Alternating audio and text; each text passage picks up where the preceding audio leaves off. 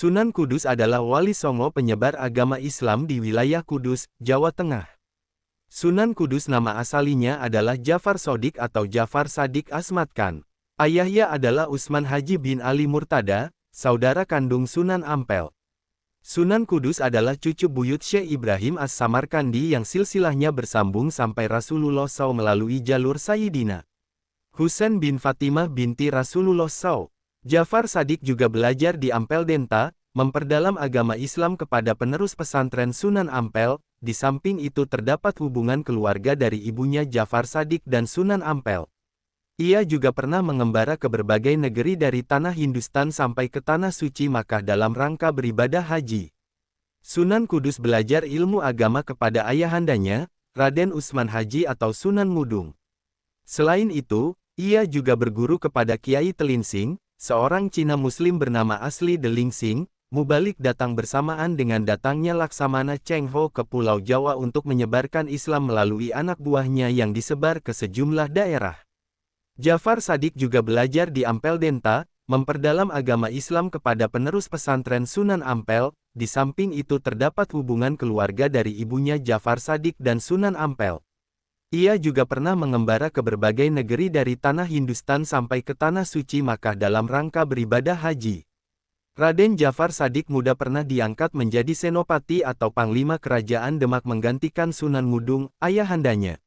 Ia diberikan tugas memperluas wilayah kerajaan Demak sebagai pusat pengembangan Islam masa akhir Majapahit. Ia juga pernah diangkat sebagai imam besar Masjid Agung Demak, Masjid Kerajaan Islam Demak yang menjadi pusat dakwah dan pengkaderan para penyebar Islam. Jabatan lain yang pernah diemban saat di Demak, Sunan Kudus diangkat sebagai kadi atau hakim, yaitu jabatan di Kesultanan Demak yang lebih tinggi dari imam masjid. Namun pada saat pecahnya perselisihan di Kerajaan Demak, dan wafatnya Sultan Trenggana, ia memutuskan untuk pindah ke Kudus mengembangkan dakwah Islam yang ramah. Di Kudus, Jafar tidak lagi disibukkan oleh urusan pemerintahan sehingga bisa fokus dalam menjalankan dakwah Islam. Wilayah Kudus, sebelumnya bernama Desa Tajuk yang menjadi daerah dakwahnya Kiai Telinsing, guru Sunan Kudus.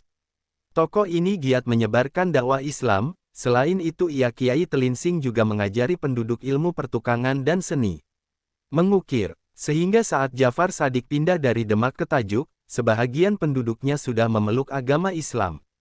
Kepindahannya ke Kudus menyebabkan gelar Sunan Kudus melekat dalam diri Jafar Shadiq. Wilayah Kudus, sebelumnya bernama Desa Tajuk yang menjadi daerah dakwahnya Kiai Telinsing, guru Sunan Kudus.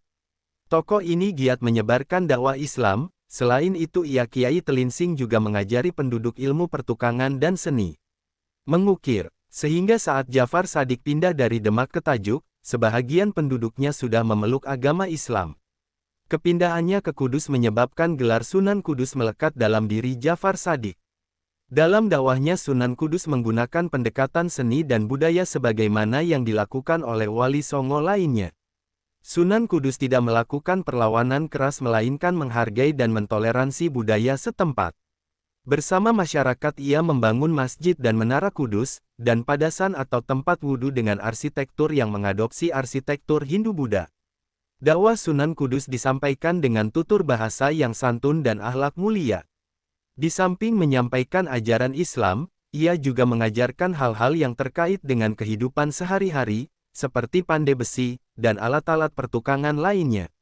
Tokoh yang hidup sezaman dengan Sunan Gunung Jati ini, tidak diketahui pasti tahun wafatnya. Sunan Kudus dimakamkan di bagian belakang Masjid Agung Kudus, Kota Kudus, Jawa Tengah. Sikap positif dalam pribadi Sunan Kudus. Dalam usaha menyebarkan dan mengembangkan dakwah Islam di Indonesia, Sunan Kudus patut menjadi teladan dalam sikap positif yang ditunjukkan. 1. Pemberani. Sunan Kudus Asmad Khan adalah mantan prajurit Kerajaan Demak, bahkan sebagai senopati Kerajaan Demak. Ia menggantikan Sunan Ngudung, ayahnya yang gugur di medan perang, lalu dialah melanjutkan misi Kerajaan Demak. Tidak lama kemudian ia memutuskan untuk mengembara menyebarkan Islam ke daerah Kudus.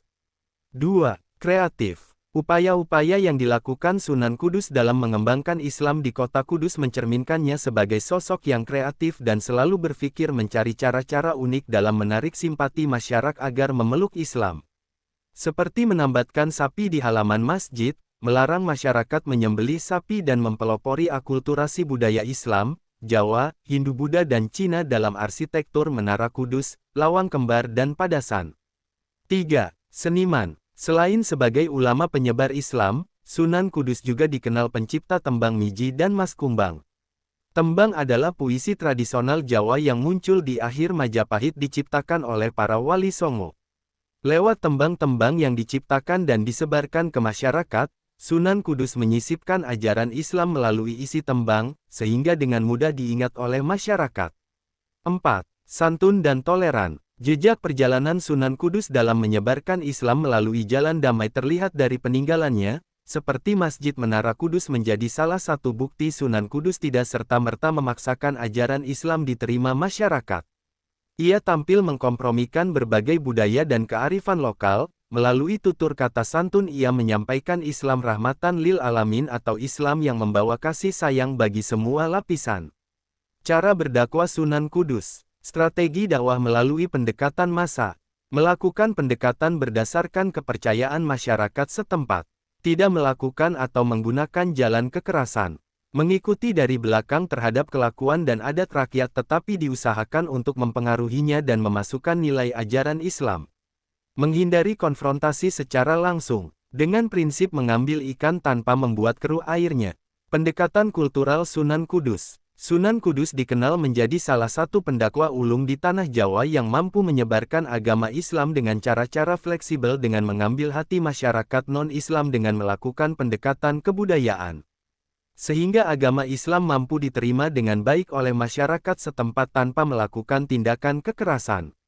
Berbagai macam cara dilakukan oleh Sunan Kudus dalam melakukan pendekatan kebudayaan. Berikut ini pendekatan kebudayaan yang telah dilakukan oleh Sunan Kudus. Larangan menyembelih sapi, hal ini Sunan Kudus lakukan sebagai bentuk menghargai apa yang diyakini oleh umat Hindu yang percaya bahwa sapi merupakan hewan suci sehingga dilarang untuk disembelih. Selain itu Sunan Kudus juga membuat menara layaknya candi. Namun, menara tersebut tidak dijadikan sebagai tempat pemakaman raja atau menyembah roh leluhur melainkan tempat mengumandangkan azan. Membuat padasan atau tempat wudhu dengan pancuran berjumlah 8, hal ini Sunan Kudus lakukan sebagai bentuk upaya melakukan pendekatan terhadap umat Buddha di mana jumlah pancuran tersebut bermakna jalan berlipat 8 atau Sanghika Marga. Selain itu, Sunan Kudus juga memberikan arca kepala kebo gumerang di atas pancuran tersebut. Menyelenggarakan selamatan mitoni, Sunan Kudus tidak melarang acara selamatan atau mitoni yang dilakukan oleh masyarakat setempat.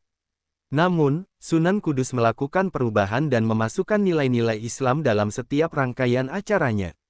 Misalnya mengubah permohonan doa kepada dewa menjadi kepada Allah, berharap anak tampan seperti Arjuna atau cantik seperti Dewi Ratih dirubah menjadi tampan seperti Nabi Yusuf dan cantik seperti Maria ibu Nabi Isa.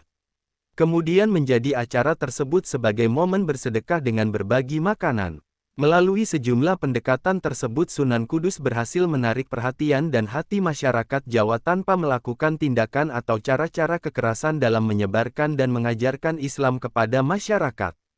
Guru Sunan Kudus. Selain belajar dan berguru kepada ayahnya sendiri ternyata Sunan Kudus juga berguru terhadap sejumlah ulama terkenal lainnya. Di antaranya adalah Sunan Ampel, Kiai Telingsing, dan Ki Ageng Ngerang.